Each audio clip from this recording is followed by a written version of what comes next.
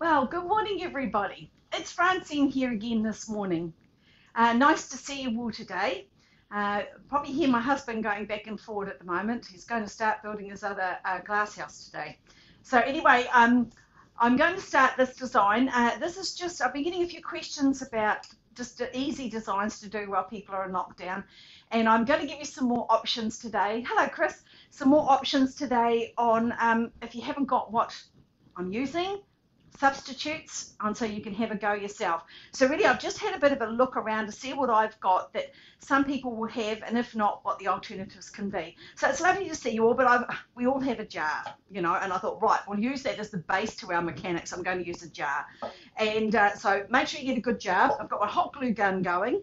Now, something I really like to use is I like to use paper doilies. So I've got some paper doilies. Now, I'll show you some other alternatives when I'm finished, but I'm going to show you how to actually make a really cool design just using these and flowers from the garden. So first of all, we're going to just fold this in half. Fold your doily in half. Get your jar. Now we're going to put 3 blobs of hot glue on them, 3 bits of hot glue, one in the middle, one either end, and then put it right down at the base and then just wrap it around the jar. I know, isn't that stunning?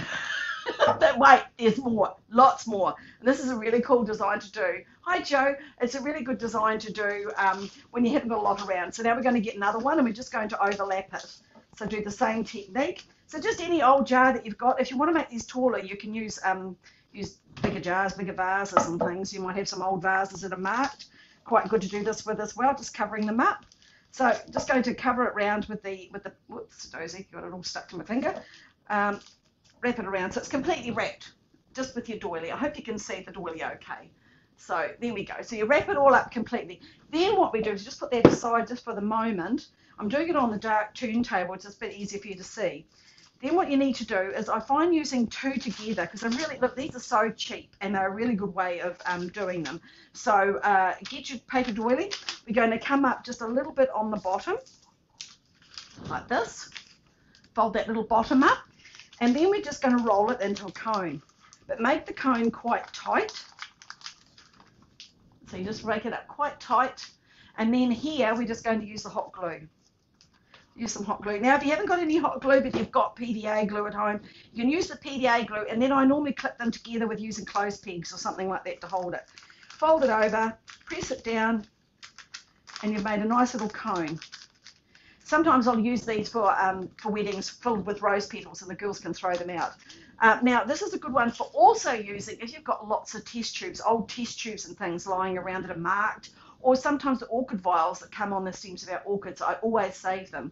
So I'm just going to use a bit of hot glue down the tube, put it inside the cone, and where you've actually glued it there, that's the side of the wall that you want to actually put your tube. Excuse me, I have to have a drink of water. That's better. Bit of a tickle in my throat. Bit of dust. I've been doing some sweeping. So then you pop the tube right inside like that, so it's stuck on the same wall as where you've got that done. And then you're just going to run the hot glue down that. Bring up your vase or your container that you're making. Line it up at the base, and then push that on to your vase. That's what you're going to do. So you're going to go all the way around. I'll do another one. It's a really simple mechanic. I'm all about simple ones when we haven't got a lot around, and using the paper, it looks really effective. Right, just do another one, fold it up. Oh, they've got too many there together. I've got 3 instead of 2. Take that one over there. Excuse me. The place was really dusty in my workshop. You know what it's like. We get carried away and end up with dust everywhere. So again, hot glue. Fold it over, press it down, get one of my tubes.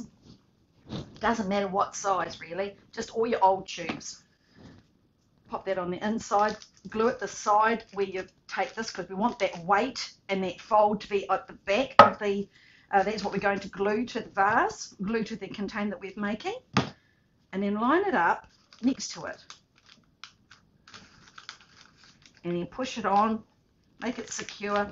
So, and you just keep working your way all the way around your container. These look really cute on the tables as well. So now I'm just going to put that to the side, and I'll do one, show you one that I've completed. So I've gone all the way around. There's the center. Got all my cones all the way around the edges like this. And it looks really effective. Now, if I wanted to do this, I could do a double layer. So I could make this as wide as I want or as narrow as I want. But I just want to make a little small one this morning just to show you the concept. So it looks really, really effective. Now, if you haven't got doilies, what you can do, get your A4 paper, you know, just your normal printing paper. Hi, Juliet. It's my niece. Hello, darling. How are you? You get your paper, cut it into a square, just your plain old paper. And then we're going to find where I've put my scissors. You can fold this in half to get it perfect, but it doesn't really matter. Just going to make like a shape like this. Then I've actually got a hole punch here. So I can just go through here and just go around. And I save all these hole punch pieces as well because I use them for other things, and just punch it with the hole punch. Again, making a cone shape. And then glue that, put the tube on the inside, and that's done. Another concept is, another thing you can do is with your cone. I'll make another one. Fold it. You may want to decorate them and not have them just all white. So you might want to decorate it. So again, hot glue. Oops, a dozy. Hot glue, making a bit of a muddle of that one. Just roll it around. Hot glue, roll it around. Tube in the middle. That one in there, pop that in there. Now, if you haven't got, I like to use the Oasis cold glue for this one. The cold glue is really good. Yeah, I know, hot glue. You know what it's like, cold water. That's why I have a vase of cold water.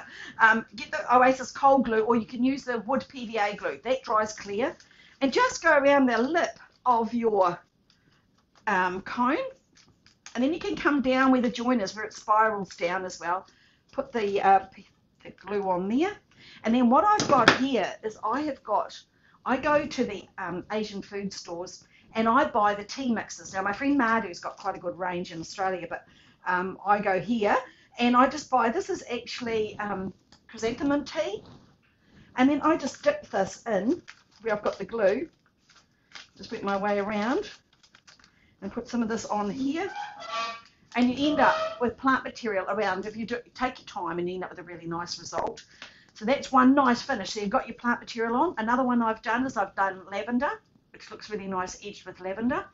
You can use the nice paper tapes, do nice rims of those, so you can really mix it up with whatever you're wanting to use. So anyway, we're going to go back to this one now. So what I do now is I go through and I just turn off my hot glue gun for a start. Just turn that off.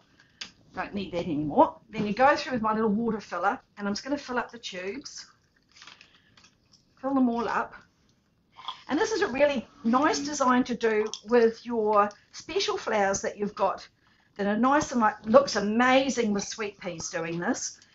Or when my real lily of the valley comes out, not my tree lily of the valley, my japonica, but my other lily of the valley comes out, just the lily of the valley just spiraling around.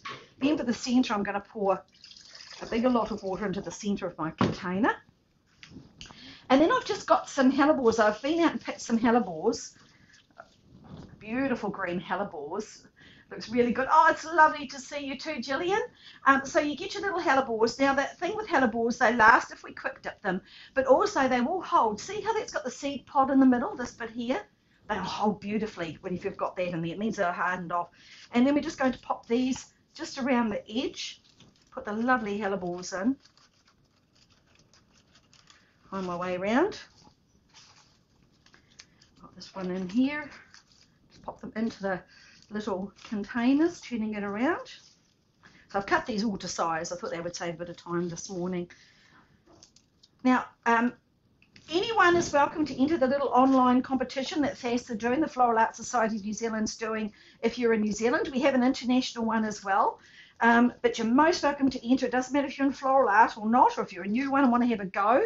Make sure the children have a go too. There's some lovely ones coming in from the children as well, and some of the adults. So have a go. It's just all about fun. So now I'm taking these low. I want them to be like a nice little border to my ones that I'm going to put in the centre. Cut it short. Put that in there. lift that up for you to see. So I've got a nice little look. This is how you just make something out of nothing. That's what we're trying to do here, because that's what I'm all about. Just having a look and seeing what we can find. Now I have got my beautiful Pieris japonica coming out at the moment, and so I thought I'd just put a little bit of that white just to continue that down. So just pop that in and let it drip down in between. So I'm bringing this through, not in every container, just put them in and disperse through the design to give unity, just taking your eye around the design by popping them in. Another one in there, a little bit more here. So it's just starting to really come out. This is one of my favourite ones. This is Temple Bells, and it's the best one I think to get because of the size of the flowers. Just beautiful. And one more, I think. Another one here. I don't want the red on there, so I'll just nip that new growth out. That one in there. Pop that little piece just in there.